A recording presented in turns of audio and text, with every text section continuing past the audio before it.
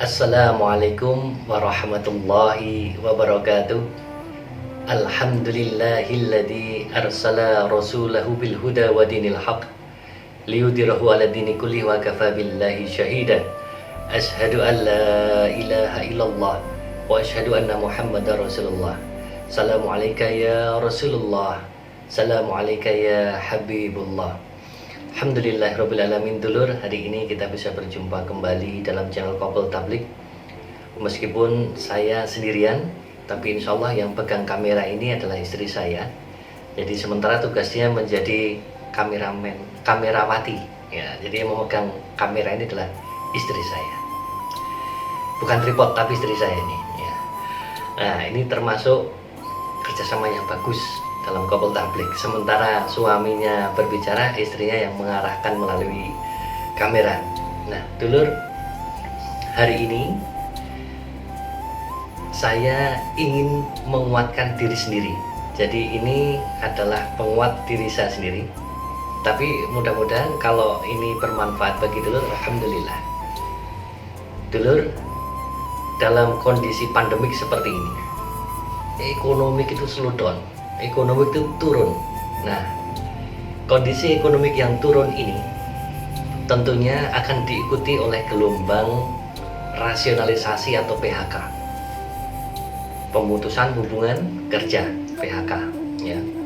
Jadi banyak orang yang kemudian di PHK, bahkan diprediksikan ada ribuan atau ada jutaan sampai jutaan ya, sampai jutaan orang itu pada gelombang kedua. Karena pandemi COVID ini bulan Agustus September itu mungkin ada ribuan sampai jutaan orang akan terkena PHK ya. Mungkin salah satunya yang nonton atau termasuk yang ada di sini ya. Jadi dulur banyak yang mengatakan kena PHK, kemudian stres, kemudian depresi ya, kemudian apalagi putus asa, kemudian kecewa, kemudian wah, sumpek pikirannya, ruwet pikirannya ya. Nah, kalau kita memahami dulur, kita tidak boleh menyalahkan bahwa ini karena COVID saya dipecat, karena COVID saya kehilangan pekerjaan, karena COVID tidak boleh. Jadi ini karena Allah, skenario Allah itu luar biasa. Nah, dulur, skenario Allah itu luar biasa. Jadi jangan kemudian kita bersuudzon kepada Allah, wah ini Allah menghukum saya gara-gara COVID ini, Allah kemudian menurunkan saya di azab, kemudian saya dipecat, saya kehilangan pekerjaan. Bukan seperti dulur ya. Jadi yang pertama, bagi dulur yang kena PHK, ini banyak yang curhat ke saya, yang dicurhati juga demikian ya. Saya stres Pak karena kehilangan pekerjaan, karena PHK dan lain sebagainya. Jangan stres, ojo stres dulur ya. Jangan kepikiran, ojo kakean mikir, tapi banyakin dikir. Orang stres itu karena kurang dikir, kebanyakan mikir. Mikir nanti gimana saya harus menghidupi anak istri saya, mikir gimana nanti saya harus bayar utang, bayar cicilan dan lain sebagainya. Mikir dulur, itu wajar, sebagai manusia wajar. Tetapi coba sekarang kita sudah diberikan kunci jawaban untuk berzikir. Ala bidzikrillah tatmainul qulub. Hanya dengan berzikir, ingat kepada Allah, tidak hanya mengucap saja tapi ingat kepada Allah, maka hati ini akan menjadi tenang. Nah, kunci utamanya saat kita menghadapi masalah, tenangkan hatimu, tenang no pikirmu. Dengan cara apa? Zikir. Kerjakan kunci jawaban dari Allah. Kita sudah disuruh untuk berzikir, mengingat Allah dengan hati maupun pikiran kita. Jangan zikir beyo tapi tidak ingat kepada Allah, hati masih ke pekerjaan, golek cara nutup utang dan lain sebagainya.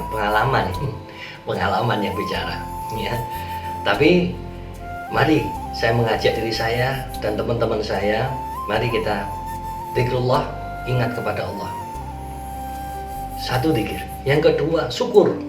Loh, orang dipecat kok syukur, orang di PHK kok syukur, kehilangan pekerjaan kok syukur, omsetnya turun kok syukur, dagangan gak laris kok syukur. Syukur karena apa?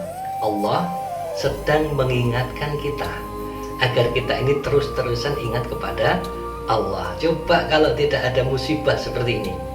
Jadi musibah ini bi'nillah, dengan izin Allah datang kepada kita. Tujuannya untuk apa? Inilah momentum yang tepat, saatnya kita untuk kembali ke jalannya Allah. Mungkin selama ini kita lupa zikir, kebanyakan kerjaan, ngurusi dagangan, ngurusi online, akhirnya waktu kita lupa untuk bermesraan dengan Allah. Zikir, syukur ini 70% sudah ngobati stres kalian. Stresmu, stresku. Ya. Kalau kita sudah bersyukur, alhamdulillah, tidak hanya sekedar lisan alhamdulillah, tapi seneng ke hatimu, maka insya Allah itu 70% obat stres kita. Ya. Jadi kalau kita lamar ke sana ditolak, lamar ke sini ditolak, maka tetap hada min fadli Rabbi. Alhamdulillah ala kulli hal. Inilah yang terbaik dari Robku.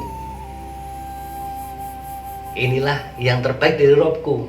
Segala puji bagi Allah dalam segala kondisi. Alhamdulillah ala kulli hal. Apapun itu kita syukuri. Nah, kemudian yang ketiga, karena bersyukur itu kita husnudzon kepada Allah, dan Allah itu pasti akan mewujudkan apa yang menjadi prasangka hambanya. Ya, begitu lamar ditolak, lamar ditolak, lamar ditolak, nggak ada pekerjaan ini sudah tidak ada semuanya close, maka disitulah kita ungkapkan rasa syukur kita. Alhamdulillah ya Allah, Kau berikan aku jalan yang benar. Kau pasti akan tunjukkan aku mana jalanku yang benar, mana jalanku yang lebih dekat kepada ukhrawi. Dan yang keempat dulu, ini yang paling penting ya. Ini niat kita adalah niat ukhrawi. Ini harus kita perbaiki dulu niat kita. Jadi kalau kita mau cari kerjaan, kita mau cari dagangan kita biar laris, atau mungkin kita mau bekerja sekarang ini, maka yang terpenting niat kita. Niat kita adalah untuk Allah. Itu dulu. Mengapa demikian? Ini kuncinya nih. Dari Zaid bin Sabit radhiyallahu anhu, ia mendengarkan Rasulullah sallallahu alaihi wasallam bersabda, "Man kana dunya hamma, faraqallahu alaihi amrahu wa ja'ala faqrahu baina ainaihi wa lam ya'tihi minad dunya illa ma kutiba lahu wa man kanatil akhirati niyah jama'allahu amrahu wa ja'ala innahu fi qalbihi wa atatna dunya wa hiya raghimah." Nah, ini penting. Artinya gini. Ini Rasulullah SAW bersabda, Rasulullah pasti benar karena datangnya dari Allah. Barang siapa tujuan hidupnya adalah dunia, ya, barang siapa tujuannya adalah dunia, maka Allah akan mencerai beraikan urusannya, menjadikan kefakiran di pelupuk matanya, dan ia tidak mendapatkan apapun kecuali dunia menurut ketentuan yang telah ditetapkan. Ini dulu, ini bagian yang pertama dari hadis ini. Sing sopo tujuane ming donya, hanya dunia, maka dia tidak akan mendapatkan apapun kecuali yang sudah ditakdirkan Allah. Ingat, 50.000 tahun sebelum penciptaan bumi, langit dan seisinya, Allah sudah menuliskan di Lauhul Mahfuz nasib termasuk rezeki manusia. Ketika rezeki manusia itu sudah diplot, begitu tujuan kita dunia, ya kita dapatnya hanya itu saja. Mbok kerja dari subuh sampai malam, subuh kerja lagi sampai malam, dapatnya cuma itu aja ya, karena niatannya adalah dunia. Bagian yang kedua lebih menarik ya. Barang siapa yang tujuannya, hamnya adalah akhirat ya, maka Allah akan mengumpulkan urusannya dan menjadikan kekayaan di hatinya,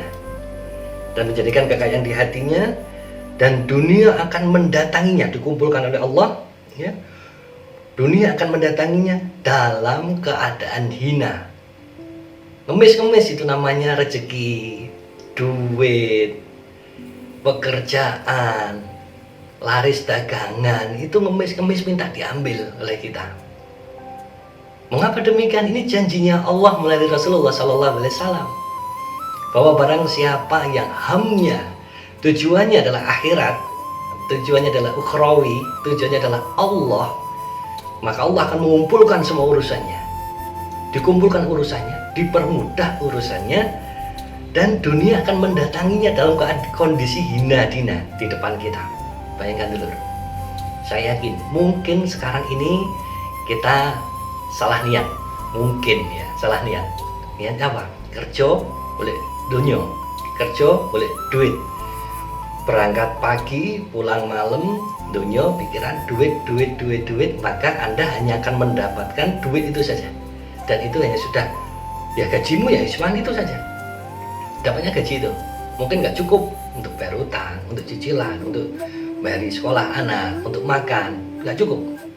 Maka mari saya sendiri introspeksi, muhasabah, termasuk dulur sekalian, mari kita muhasabah, mari kita evaluasi.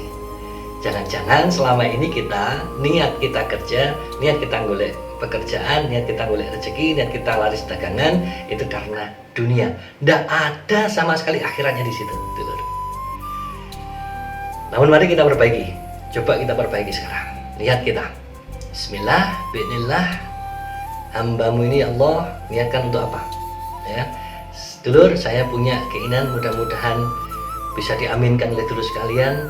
Saya, pekerjaan saya ingin kemudian saya gunakan untuk mendirikan rumah tahfiz, salah satunya mungkin seperti itu. Ini ham kita, niat kita, Bismillah, untuk akhirat, sehingga nanti insya Allah inilah Allah akan mengumpulkan segala urusan. Ya, kalau kita mengutamakan Allah, kita mengutamakan ukhrawi kita, akhirat kita, Allah akan kumpulkan urusan, dan insya Allah dunia itu akan mendatangi kita hina dina, ya, hina minta diambil, wah aku ambilen. Nah, itulah dulur. Mari kita perbaiki niat dulu. Kalau kita melangkah untuk kerja, kira-kira kita sudah mikir akhirat atau belum? Gak usah muluk-muluk. Ya misalnya sepele saja. Nanti habis ini saya mau sholat jamaah sama siapa di kantor. Nanti saya mau ngajak jamaah siapa di kantor. Nanti di rumah saya mau ngajak jamaah siapa. Jadi step by step. Ya, satu yang paling dekat dulu. Jangan panjang angan-angan ya, tapi yang pendek saja. Pendek, nanti saya mau sedekah, nanti saya mau ngaji, nanti saya mau bekerja sambil menjalankan ibadah. Saya niat ya Allah ibadah al-harakah barokah. Saya bergerak ya Allah semoga barokah. Ya, jadi intinya itu, perbaiki dulu. Kemudian setiap langkah kita coba kita kembalikan kepada ukhrawi kita. Nolong orang, senyum sedekah kepada orang, bantuin orang, ya, ikhlas membantu orang. Ini kita niatkan. Mudah-mudahan dengan ini ukhrawi kita berkumpul. Kalau ukhrawi kita berkumpul, maka dunia akan melayani kita. Nah, itulah dulur beberapa hal. Jangan stres ketika Anda di PHK, kehilangan pekerjaan, ya. Justru itu hati-hati. Kalau kita mengandalkan pekerjaan kita, gaji kita, mengandalkan itu semua termasuk syirik. Karena yang kita bisa andalkan hanya Allah, semata-mata hanya Allah. Itu bisa saja gaji melayang. Anda sekarang masih bekerja mungkin, tapi bisa jadi itu nanti pekerjaan jadi sudah tidak ada lagi karena diambil oleh Allah yang Maha memiliki semuanya. Maka sekarang yang kita tata adalah niat kita bekerja adalah karena Allah. Niat kita golek gawean karena Allah, termasuk menginfakkan, menafkahi keluarga, itu niatan ukhrawi. Itu adalah nafkah, infak yang paling utama. Jadi niatkan itu dulu. Jangan hanya kemudian mengumpulkan rezeki terus kayak opo. Kalau hanya untuk urusan dunia itu nanti malah justru akan menjauh. Tapi kalau kita enggak ngereken dunia, kita ham kita istiqomahkan, tujuan kita adalah akhirat, maka dunia yang tadi datang justru meminta kita untuk mengambilnya. Begitu dulur. ini untuk diri saya sendiri, mudah-mudahan juga bermanfaat untuk diri saya sendiri. Mungkin bagi dulur yang merasakan manfaatnya, silahkan diambil hikmahnya.